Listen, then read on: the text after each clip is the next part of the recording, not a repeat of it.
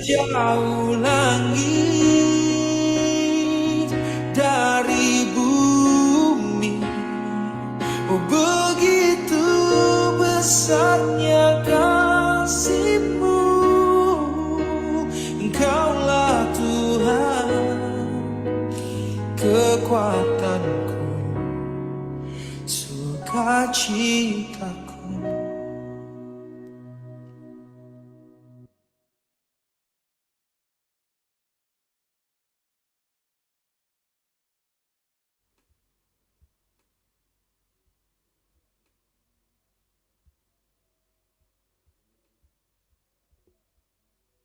Selamat pagi ya Pak.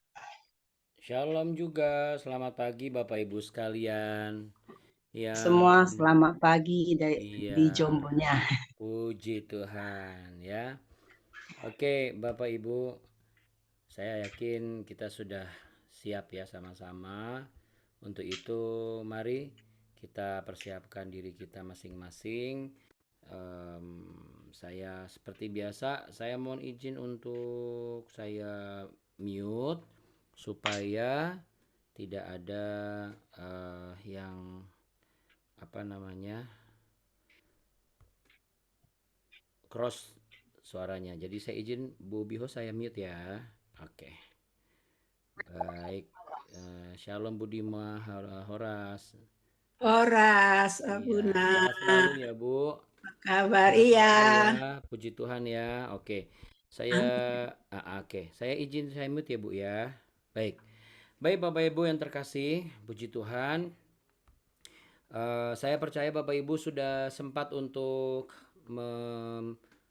apa, membaca Hakim-Hakim pasal yang pertama ya 1 ayat sampai 36 karena hari ini saya janji untuk menyampaikan apa yang menjadi makna di balik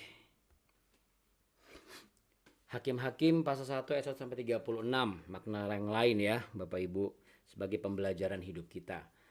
Untuk itu Bapak Ibu, mari sama-sama kita satu di dalam doa ya. Saya percaya doa ini besar kuasanya ya. Baik. Mari kita satu di dalam doa. Kami mengucap syukur dan berterima kasih buat segala kebaikan-Mu ya Tuhan yang Kau nyatakan dalam kehidupan kami senantiasa.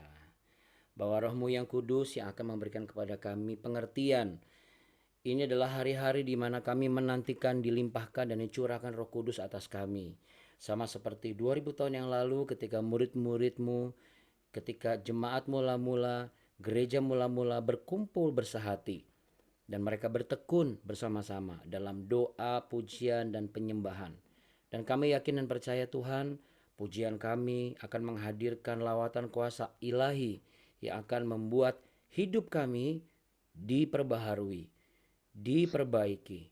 Dan kami semakin terus bertumbuh, kami semakin berakar, dan kami semakin kuat.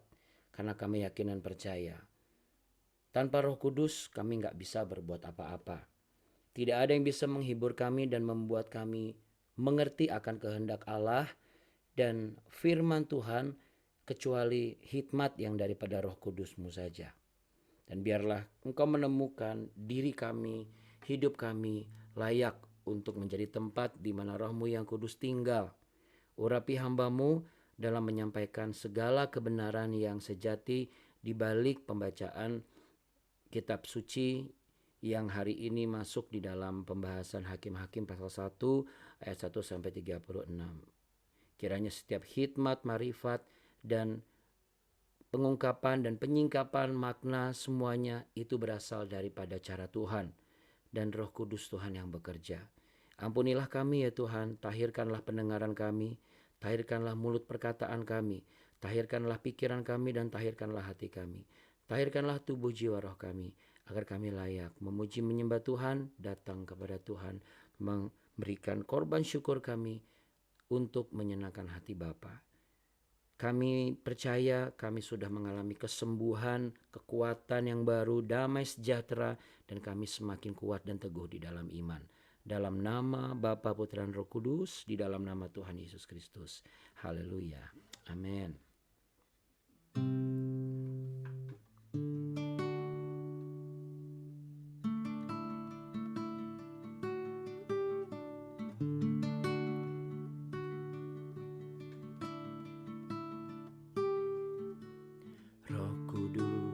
Kau hadir di sini, Roh Kudus, ku mengasihimu.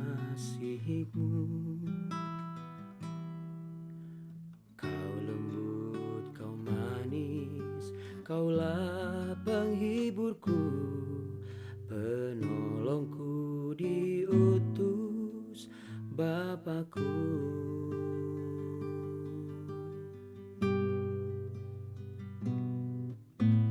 Roh Kudus, kau hadir di sini, Roh Kudus, kau mengasihiku. Kau lembut, kau manis, kaulah penghiburku, penolongku diutus Bapakku. Ku buka hati untuk Roh-Mu Tuhan, ku buka hati menyembah-Mu Yesus. Jamahlah kami, penuhi kami dengan kuasa Allah Maha Tinggi.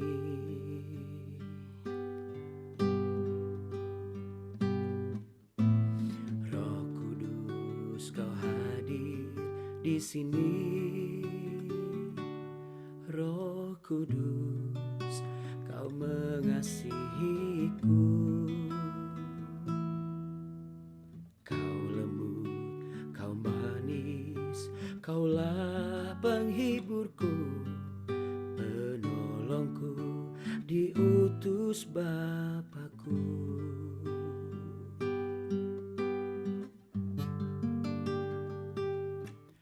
Ku buka hati untuk Roh-Mu Tuhan, ku buka hati menyembah-Mu Yesus. Jamahlah kami, penuhi kami dengan kuasa Allah Maha Tinggi.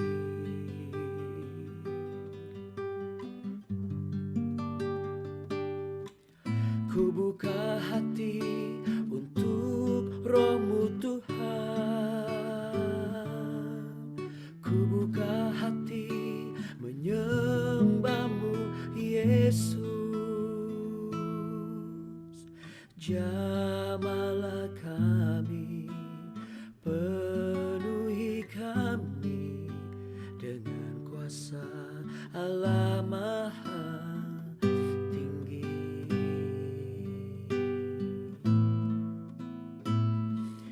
Jamah kami Tuhan, jamahlah hati ini Tuhan, penuhi kami dengan lawatan Roh Kudus-Mu. Haleluya,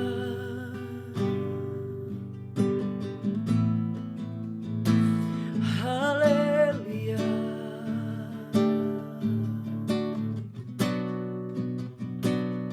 Haleluya. Ya lama shigala lama. Hosana bagi-Mu Tuhan. Ku buka hati ini,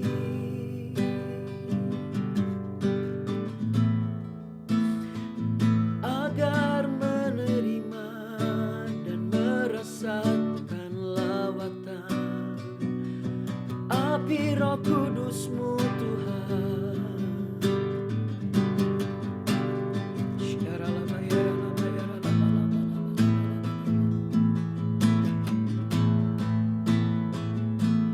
Ku buka hati untuk Roh-Mu Tuhan, ku buka hati menyembah-Mu Yesus.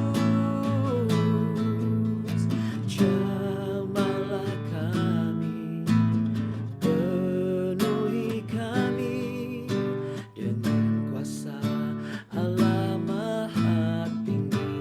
Sambil meletakkan tangan di dada, sama-sama katakan Bapak Ibu.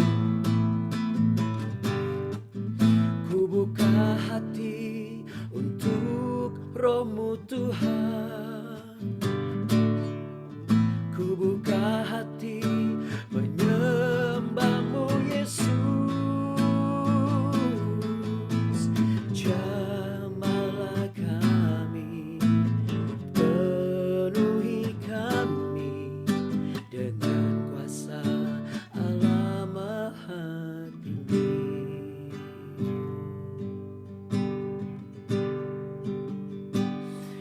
Haleluya Tuhan.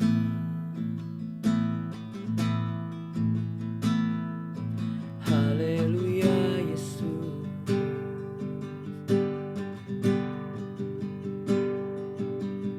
Terima kasih Tuhan Yesus, terima kasih.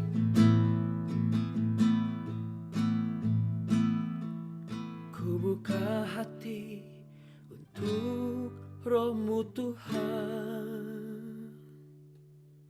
Ku buka hati menyembah-Mu Yesus. Jamahlah kami, penuhi kami dengan kuasa Allah Maha Tinggi. Ku buka hati untuk Roh-Mu Tuhan. Ku buka hati menyembah-Mu Yesus. Jamahlah kami, penuhi kami dengan kuasa Allah Maha Tinggi.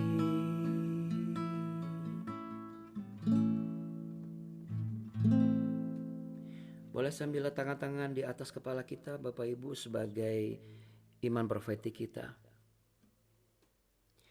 Urapilah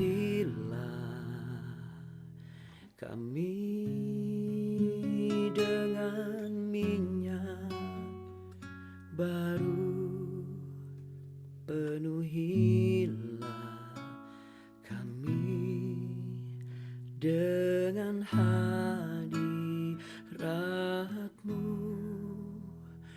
Kami rindu Tuhan melihat kuasa-Mu dicurahkan di tempat ini.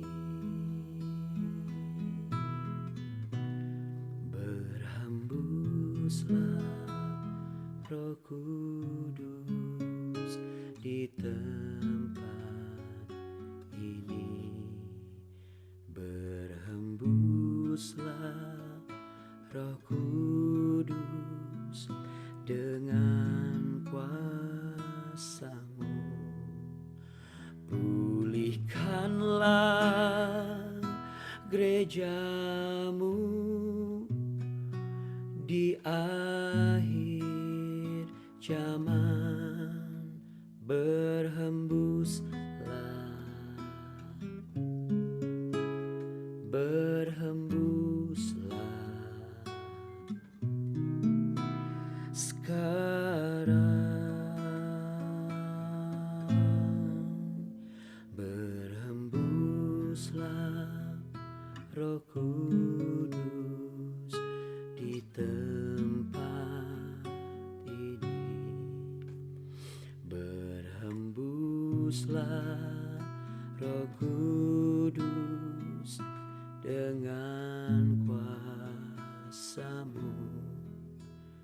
Pulihkanlah gereja-Mu di saat ini. Berhembuslah,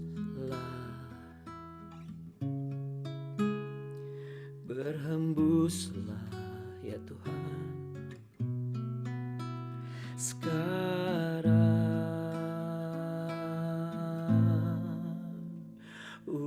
Urapilah kami dengan minyak baru, penuhilah kami dengan hadirat-Mu. Kami rindu Tuhan melihat kuasa-Mu dicurahkan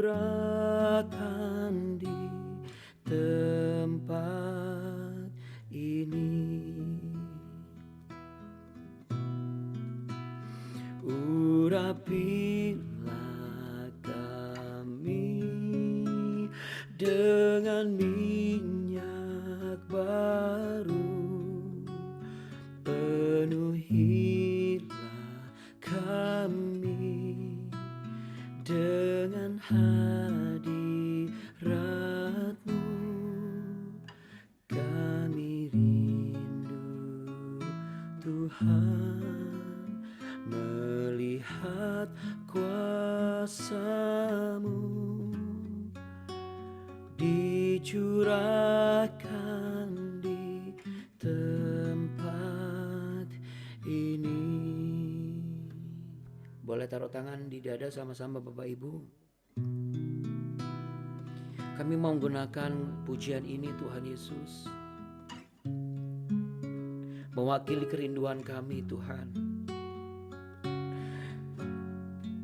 Kamilah yang menanti-nantikan lawatan api Roh Kudus-Mu Tuhan, agar setiap doa-doa kami berkuasa Bapa. Kami mendoakan anak-anak kami juga mengalami lawatan Roh Kudus-Mu Tuhan, mengalami kerinduan seperti kami.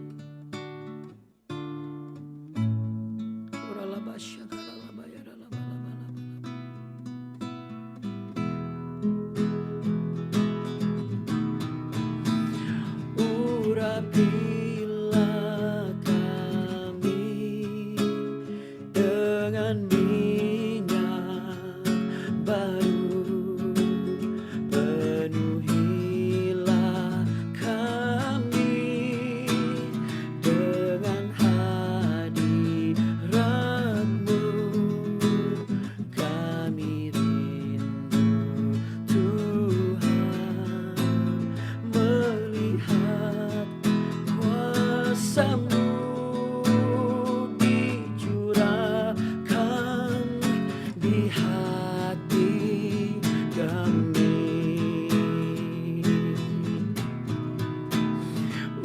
Urapilah kami dengan minyak baru, penuhilah kami dengan hadirat-Mu. Kami rindu Tuhan melihat kuasa-Mu dicurahkan di hidup kami. Kami rindu Tuhan melihat kuasa-Mu dicurahkan di hidup kami. Sekali lagi Bapak Ibu dengan iman. Kami rindu Tuhan melihat kuasa-Mu dicurahkan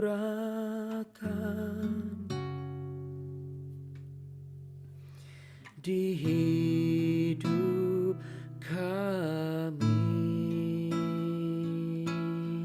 Kami percaya kami alami lawatan-Mu Tuhan.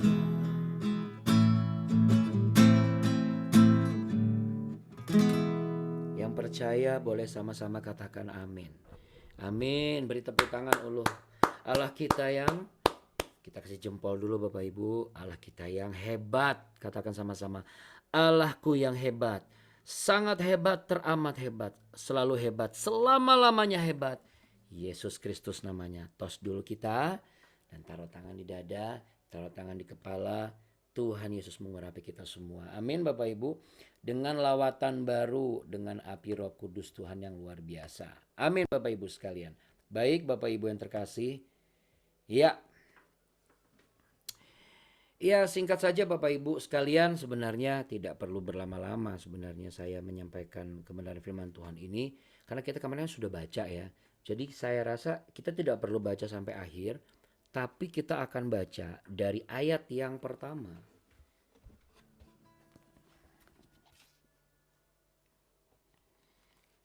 Hanya sampai pada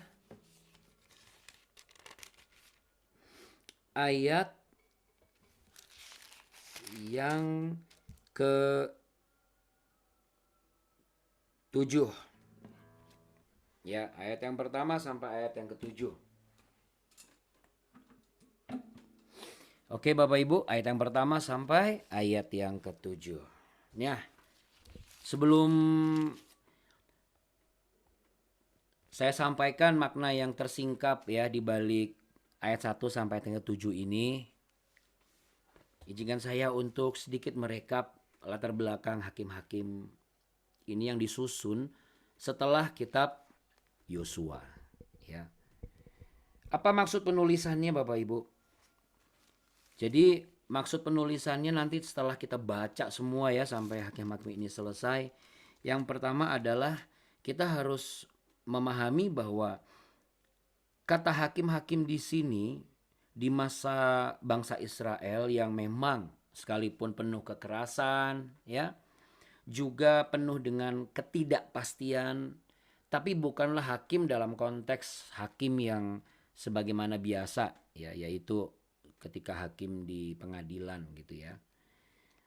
Yang artinya sekarang itu berurusan dengan bidang hukum dan pengadilan. Sekalipun ada dua nabi atau hakim-hakim yang memang bersikap atau melakukan berfungsi sebagai hakim-hakim di sebuah pengadilan. Siapa mereka? Yaitu Deborah dan Samuel. Ya, peranannya itu lebih dibandingkan dengan yang lain lebih gitu ya. Ya, kalau yang lain itu kan hanya seperti menggantikan Yosua, ya, menggantikan Yosua. Tetapi kalau Deborah dan Samuel, mereka juga merangkap sebagai hakim, seperti hakim dalam sebuah peradilan. Nah, kenapa ini penting untuk kita bahas? Karena seperti yang saya sampaikan kemarin, kita ini kan ingin menuju kepada pencapaian-pencapaian kita. Ya Bapak Ibu. Nah, ketika sampai di pencapaian kita harus bagaimana? Kan gitu. Nah, ini sebenarnya bagus sekali supaya bisa menjadi cermin hidup kita. Sehingga kita tidak lupa. Ya, kalau kita mau mengingatnya. Kalau misalnya kita bisa mengingat sesuatu, bahkan kita tidak pernah lupa hal-hal yang perlu kita ingat, ditambah lagi kita pintar, kita cerdas, ya, belum lagi kita bijaksana, apalagi kita suka menabur, ya, juga suka menabung, karena kalau nggak suka menabung, bagaimana dia menabur, ya, kan gitu. Lalu kemudian bisa menyampaikan kabar baik, kebenaran firman Tuhan kepada orang-orang yang terdekat dengan kita. Kalau Anda ketemu dengan orang-orang model kayak begitu, kira-kira apa yang bisa Anda lakukan? Nah, ini ada kaitannya dengan pembacaan kita hari ini. Ya, Bapak Ibu. Kita baca ya Bapak Ibu. Ayat yang pertama sampai ayat yang ke-7. Hakim-hakim pasal 1, ayat yang pertama sampai ayat yang ke-7. Keadaan orang Israel setelah Yosua mati. Artinya setelah ditinggal oleh pemimpin di depan mata mereka gitu ya, penolong di depan mata mereka, penuntun di depan mata mereka, guide di depan mata mereka ya. Sesudah Yosua mati, orang Israel bertanya kepada Tuhan. Wah, luar biasa. Bisa langsung tanya, siapakah daripada kami yang harus lebih dulu maju menghadapi orang Kanaan untuk berperang melawan mereka? Firman Tuhan, suku Yehuda lah yang harus maju. Sesungguhnya telah kuserahkan negeri itu ke dalam tangannya. Lalu berkatalah Yehuda kepada Simeon saudaranya itu, majulah bersama dengan aku ke bagian yang telah diundikan kepada aku, dan baiklah kita berperang melawan orang Kanaan, maka aku pun akan maju bersama-sama dengan engkau ke bagian yang telah diundikan kepadamu. Lalu Simeon maju bersama-sama dengan dia. Maka majulah suku Yehuda, lalu Tuhan menyerahkan orang Kanaan dan orang Feris ke dalam tangan mereka, dan mereka memukul kalah orang-orang itu dekat Bezek, 10.000 orang banyaknya. Di Bezek mereka menjumpai Adoni-Bezek dan berperang melawan dia, dan mereka memukul kalah orang Kanaan dan orang Feris, tetapi Adoni-Bezek melarikan diri. Lalu mereka mengejarnya, menangkapnya dan memotong ibu jari dari tangannya dan dari kakinya. Kata Adoni-Bezek, ada 70 raja dengan terpotong ibu jari tangan dan kakinya, memungut sisa-sisa makanan di bawah mejaku. Sesuai dengan yang kulakukan itu, demikianlah dibalaskan Allah kepadaku. Kemudian ia dibawa ke Yerusalem dan mati di sana. Ya, kalau kita bicara ayat yang ketujuh, pasti Anda dan saya sudah bisa menebak. Ini seperti hukum tabur tuai ya, berlaku kepadanya ya. Jadi ini jadi warning buat kita juga. Hati-hati kalau kita misalnya berbuat jahat, jauh lebih baik kita cepat menyadari dan minta maaf, daripada kita tetap bersikukuh dan bersikeras bahwa saya berhak melakukan ini, saya layak untuk melakukan ini karena saya pernah diperbuat atau dilakukan atau diperlakukan seperti itu, misalnya gitu. Oke, itu warning yang pertama. Nah, warning yang kedua adalah jempol. Coba Bapak Ibu katakan jempol. Saya pengen lihat Bapak Ibu kasih lihat jempol. Aha, jempol. Masih punya jempol nggak? Bapak Ibu kalau misalnya nih, Bapak Ibu nggak pakai jempol, saya pernah praktekkan ya, saya nggak ada jempol misalnya, jadi saya taruh jempolnya begini, lalu Anda coba raih satu benda misalnya, entah itu botol kayak gini nih, nah, ya ini kan ibaratnya tanpa jempol ya. Oh bisa, oke. Tapi bagaimana dengan menulis? Bagaimana dengan ngetik handphone? Bisa nggak? Nggak bisa ya. Karena kan agak sulit gitu ya. Masa ngetik handphone begini? Wah, repot kita. Repot ya. Ngetik kan paling enak pakai jempol ya. Betul? Padahal jempolnya gadang-gadang Abuna. Gede-gede. Tombolnya kecil-kecil. Ya tapi kita nyaman. Karena jari ini, telunjuk, tengah, manis sama kelingking itu berfungsi untuk apa? Untuk menopang. Tapi yang bekerja kekuatannya apa? Di jempol. Ya, di jempol. Katakan di jempol. Berarti, setuju nggak kalau jempol itu adalah bagian yang sangat penting dan besar sekali peranannya di tangan kita. Jadi tanpa jempol kita nggak bisa berbuat apa-apa. Tanpa jempol kita nggak bisa memegang sebuah barang dengan solid gitu ya. Tanpa jempol juga kita mengepal ya nggak bisa. Ya mengepal pun ya kayak nggak ada kekuatan gitu. Ya kalau tanpa jempol. Lalu tanpa jempol juga apa? Yang pastinya semua kegiatan kita tidak maksimal. Nah, Bapak Ibu, berarti jempol itu sangat berpengaruh kepada aktivitas kita, ya. Baik itu pegang handphone ataupun pegang pensil, apalagi di zaman dulu. Dalam zaman masa perang zaman dulu kan enggak pakai pensil ya. Pasti pakai pedang lah. Coba Anda bayangkan kalau pegang pedang nggak ada jempolnya. Baru dihantam sedikit pedang ketemu pedang aja pasti dia lepas. Berarti jempol itu penentu untuk kuat atau tidak saat kita memegang atau menggenggam apa yang ada di tangan kita. Betul ya Bapak Ibu? Ketika jabatan tangan pun gak enak kalau cuma sekedar 4 jari ketemu. Paling enak itu ketemu langsung ke belakang dan jempolnya kena. Set. Nah, coba sama-sama 2 tangan gini dengan tangan sendiri. Enak kan? Enak gak? Tapi kalau mantap kan? Tapi kalau misalnya cuma gini doang nih. Nah, aduh, nggak akan kuat.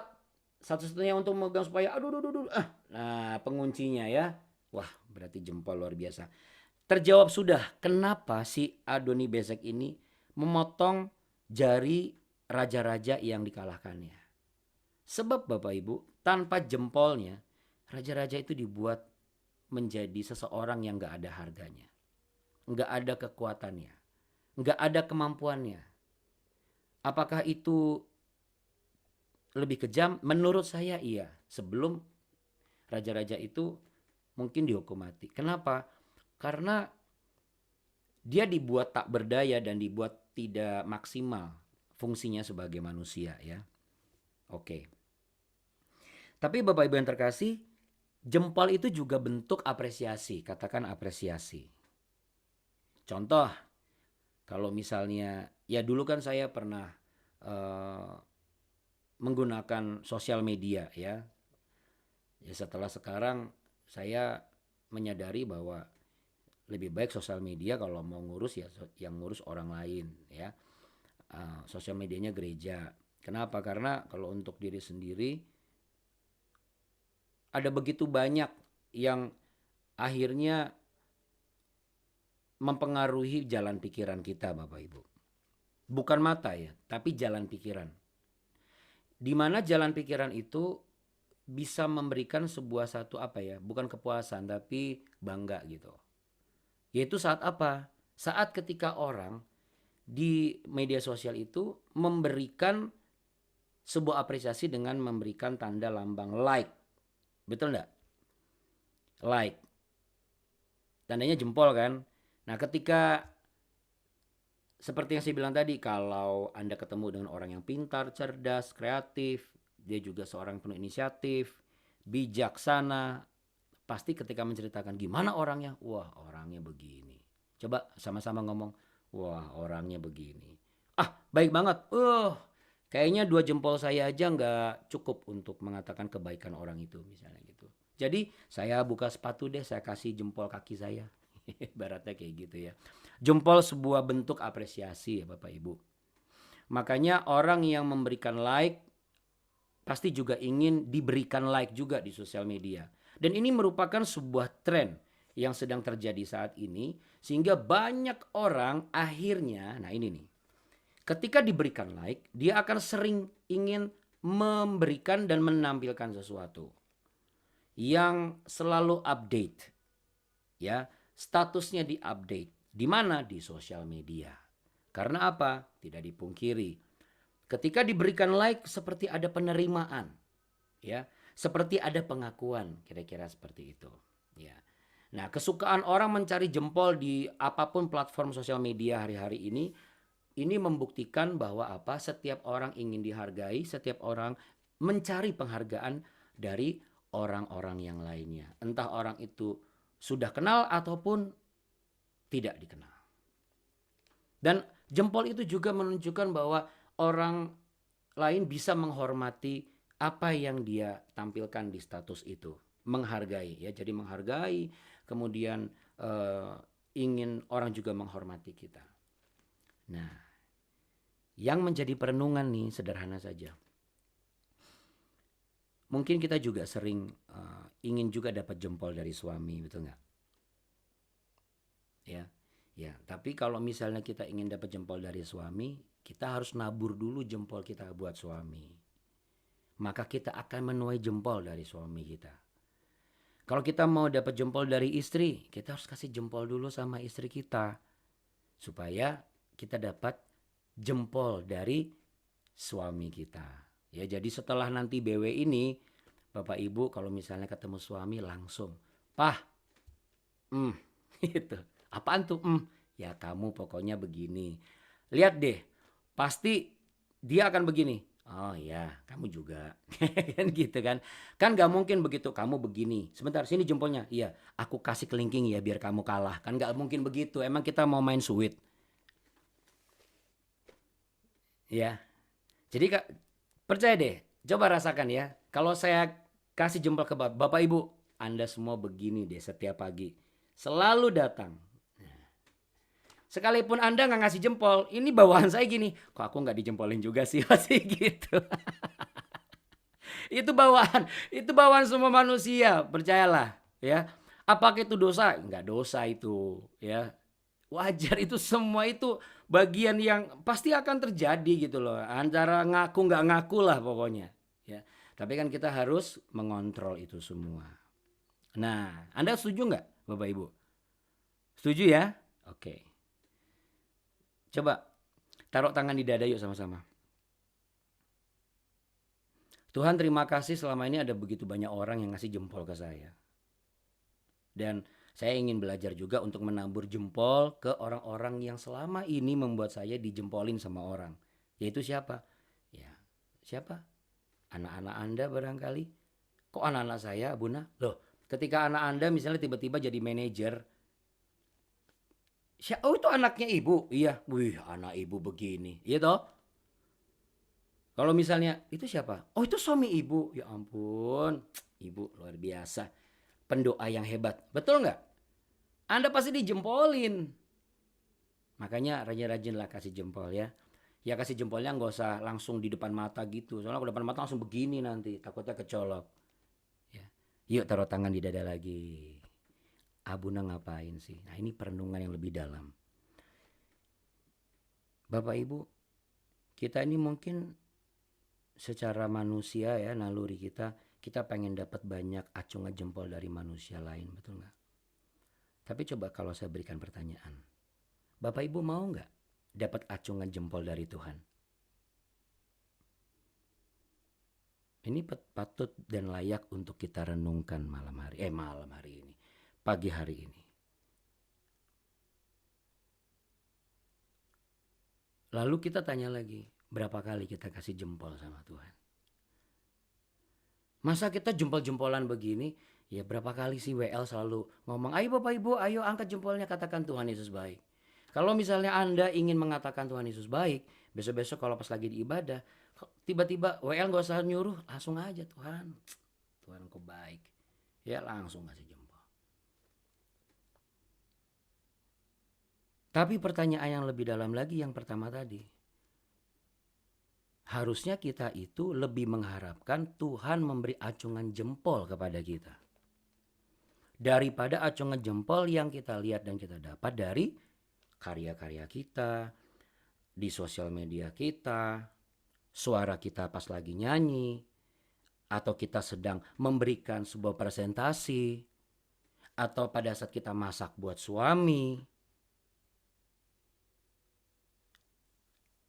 Lebih dari keinginan dan kerinduan kita mendapat pengakuan, apresiasi, penghargaan, jempol dari manusia. Yaitu apa? Acungan jempol dari Tuhan. Bagaimana caranya Abuna mendapatkan acungan jempol dari Tuhan? Ketika Anda masih dalam masalah, jangan pernah mengatakan, Tuhan tolong angkat masalah saya. Tapi perkatakan dengan iman, Tuhan terima kasih. Masalah saya besar. Pergumulan saya hebat. Dan saya tidak akan menolak ini semua. Anda tahu, saya sangat yakin. Tuhan ngasih jempol dari sorga. Kamu luar biasa anakku. Betul gak? Saya pokoknya mau tetap mendoakan dia. Saya yakin Tuhan ngasih jempol dari sorga. Itu baru anakku yang kukasihi. Tuhan, saya sudah memberikan yang terbaik. Itu dia. Jempolku untukmu. Karena engkau berkenan. Gak salah aku bilang kamu berharga di mataku dan mulia. Gak salah aku mengasihi kamu. Kamu begini dibandingkan manusia-manusia lain. Amin Bapak Ibu. Mau gak dapat acungan jempol dari Tuhan? Kalau saya mau.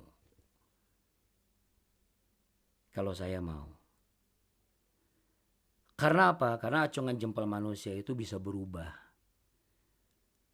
Hari ini dia bisa kasih like. Begitu apa yang kita posting gak pas sesuai dengan mereka, mereka langsung dislike. Komennya langsung ngaco. Padahal beberapa hari lalu baru saja memuji-muji kita misalnya. Beberapa minggu kemudian kita dihujat-hujat. Dari mana? Ya, saya bisa bayangkanlah Bapak Ibu. Banyak tokoh-tokoh yang awalnya waduh dijempol-jempolin. Sekarang dihujat-hujat. Hatersnya banyak. Baik itu tokoh politik, tokoh agama, selebritis, siapapun Bapak Ibu. Apalagi kalau dia melakukan kesalahan, langsung dislike semua. Itulah manusia. Tetapi kalau Tuhan, ketika dia baru saja memberikan jempol ke kita, karena ia adalah Allah yang maha kasih. Ia Allah yang memberikan rohnya yang kudus sebagai penghibur dan penolong. Apa yang dilakukan oleh Tuhan? Habis jempol, Tuhan buka deh 4 jarinya. Dan tangan yang berlubang paku merangkul saudara dan saya. Dan mengatakan apa? Aku mengasihimu. Aku memberimu kesempatan besok. Aku memberimu kesempatan hari ini. Sampai akhirnya kita bisa melakukan yang Tuhan kehendaki. Mengampuni orang lain, memperbaiki perkataan kita, tutur kata kita ditata dengan baik. Kebiasaan buruk kita buang dan kita bilang, Tuhan aku mau menciptakan kebiasaan baru. Nanti setelah itu Tuhan akan mulai lepas tangannya, lalu 4 jarinya ditekuk dan ia beri jempol lagi buat saudara dan saya. Amin. Jika Allah yang angkat jempol, maka dapat dipastikan itu akan dikenang tidak hanya oleh kita, tapi oleh Tuhan. Bagaimana kita tahu kita mengenang jempolnya Tuhan? Ketika kita menerima dan menikmati apa yang dikatakan berkat dan janji Tuhan digenapi. Amin. Amin Bapak Ibu. Mari sama-sama letakkan tangan di dada. Kita berdoa. Tuhan Yesus, aku mulai menyadari, kami semua menyadari, kami tidak akan menolak ketika orang memberikan acungan jempol atas apa yang sudah kami lakukan dan kami raih sebagai bentuk apresiasi mereka karena kami setia, karena kami terus berdoa, karena kami bisa berkarya, karena kami bisa jadi berkat, karena kami bisa mengajar dan hal-hal baik lainnya. Tetapi acungan jempol manusia bisa berubah. Jika hari ini mereka suka, mungkin bisa saja besok mereka tidak suka. Tetapi jika Engkau ya Allah, ketika Engkau mengangkat jempolmu atas hidup kami, maka biarlah itu akan menjadi sebuah kepastian bahwa kami akan mengenang, karena kami tidak akan pernah melupakan nikmatnya upah dari berkat-berkat yang Tuhan berikan kepada kami. Mulai hari ini kami harus lebih mengejar dan mengerjakan sesuatu agar mendapat acungan jempol dari-Mu ya Tuhan Yesus, melebihi acungan jempol dari manusia. Ampuni kami ya Tuhan, kalau selama ini kami mencari acungan jempol atau pujian dari manusia. Mulai hari ini kami akan mencari, mengejar dan mengerjakan sesuatu sampai kami dapatkan acungan jempol dari Tuhan. Namun kami juga mau menabur acungan jempol buat pasangan kami, anak-anak kami, dan keluarga kami. Tanpa harus kami memohon dan mengharapkan, kami yakin mereka pun juga akan belajar memberikan apresiasi dan jempol mereka untuk kami. Sehingga kami sama-sama belajar untuk menantikan acungan jempol daripada Tuhan. Tuhan memberkati Bapak Ibu dengan hikmat marifat yang benar dan tahu kehendak Tuhan hari-hari ini. Tuhan menyinari Bapak Ibu dengan wajahnya dan memberi engkau kasih karunia. Tuhan menghadapkan wajahnya kepadamu untuk memberikan acungan jempol atas kesetiaanmu. Acungan jempol atas kegigihanmu bangun pagi-pagi.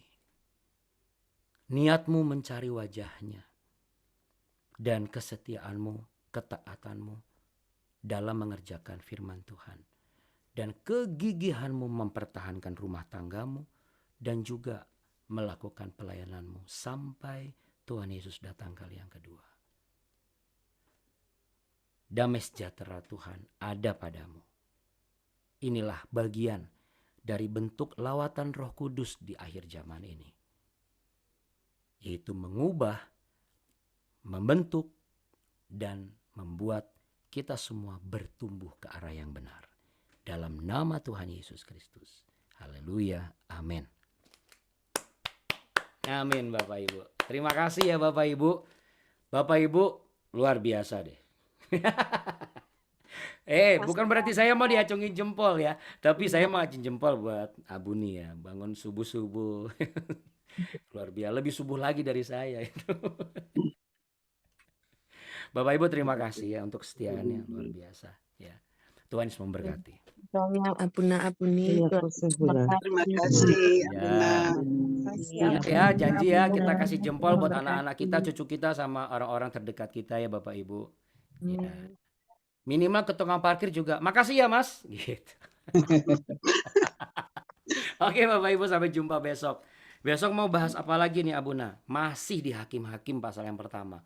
Ini banyak sekali pembelajarannya. Nggak usah buru-buru ya. Masih di Minggu Lawatan Roh Kudus. Jaga pikiran, hati, dan mulut kita supaya Roh Kudus boleh tinggal.